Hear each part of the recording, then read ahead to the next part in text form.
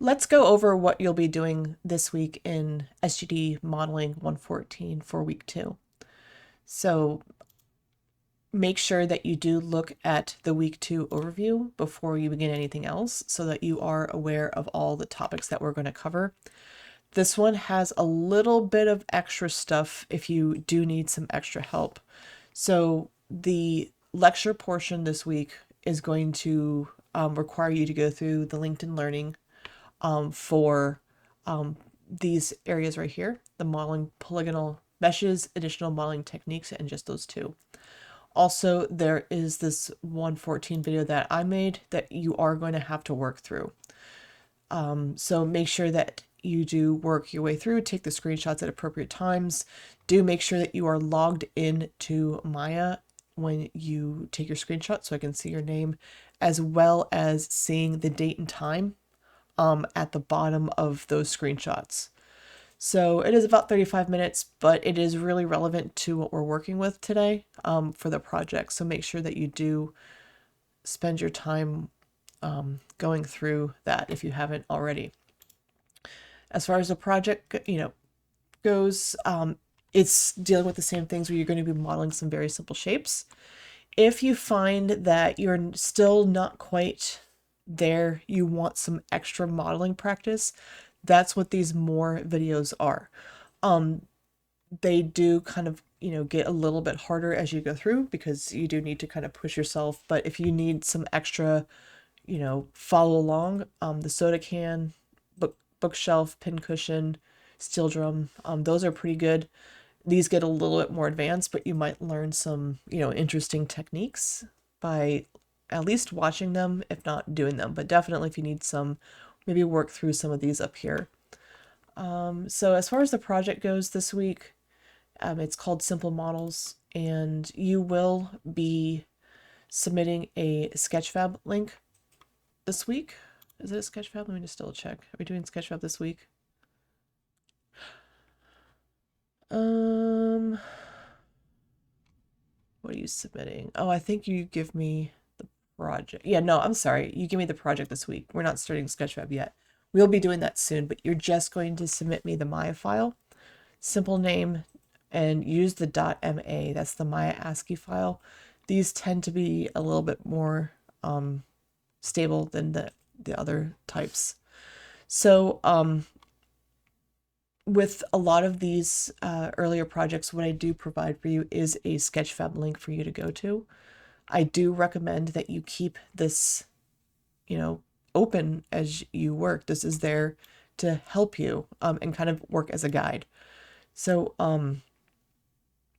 if we go to the model inspector, we can actually look at the wireframe. And this is here to kind of help you to see how I built it, to kind of give you a rough guide, a little bit of direction on how you should possibly build yours.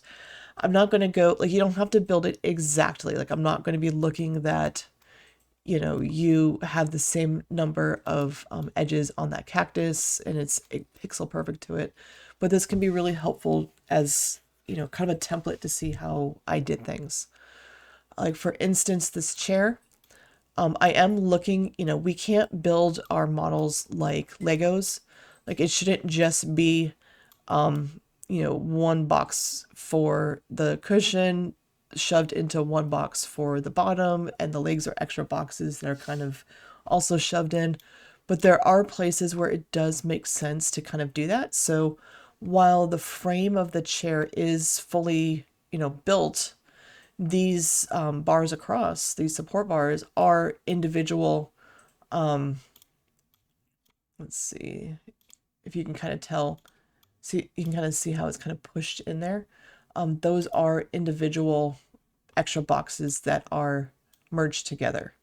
So, these table legs are, extruded downwards because it made the most sense, because you do want to keep things connected if it makes sense. But since these need to be smaller, it's not the same width, it didn't make sense to extrude them across, unlike the top, which is. So these are kind of just shoved in there. Same thing with, if you notice on the cactus, the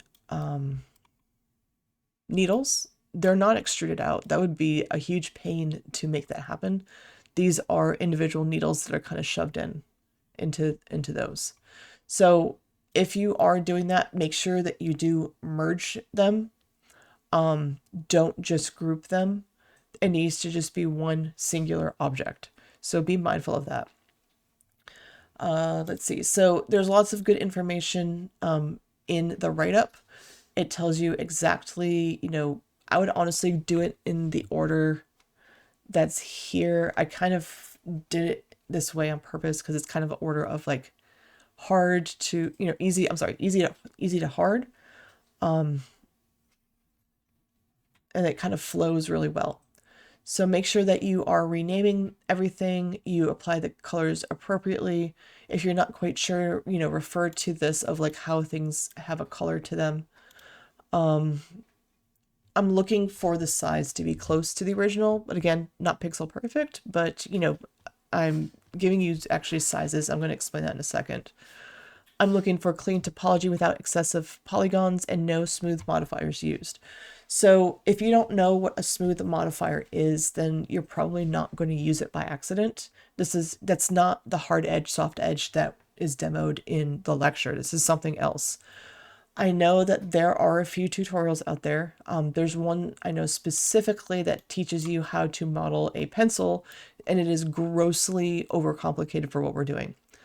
And that one specifically uses a smooth modifier. We're looking for something that's very simple, nothing overly complex. So while I don't mind, finding tutorials, be careful because we are modeling for games. We are modeling very simply right now, and don't try to do something that's overcomplicated. We're looking for this low poly aesthetic. Okay, so let's talk about, how to use some of this information. So again, things have a name. It tells you how many points, what colors are on those. But the important part that you're going to find useful is the bounding box. And let me explain what the bounding box is. So these are kind of like your extents. So it is your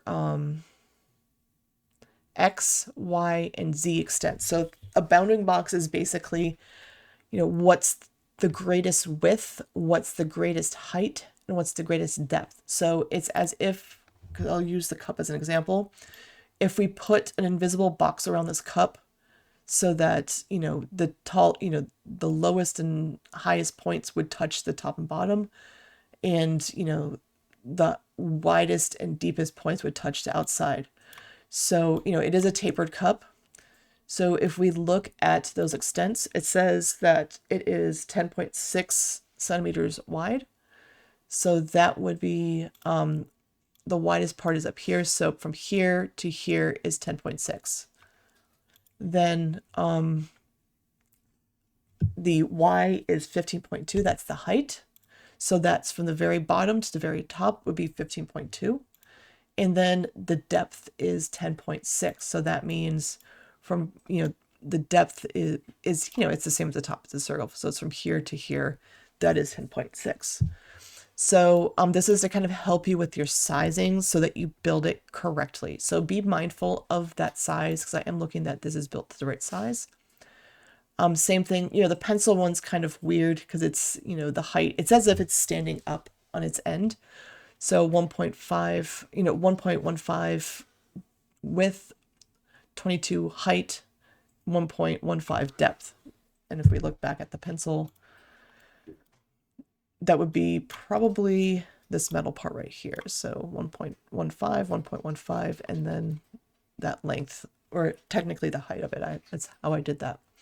So that's how you utilize those numbers. And again, here is a screenshot. And you do not need to pose it, like, but if you want to get full credit, you need to pose it. So be mindful that that is part of the grade. In fact, if we go look at the grading rubric for this assignment, you can see, again, it's kind of broken down into all of the different items for that. All right, so don't forget about the due date for this one. Don't forget about the due date for the lesson. And hopefully this has helped you kind of understand what we're doing this week. And again, email me or reach out to me during my office hours on Teams.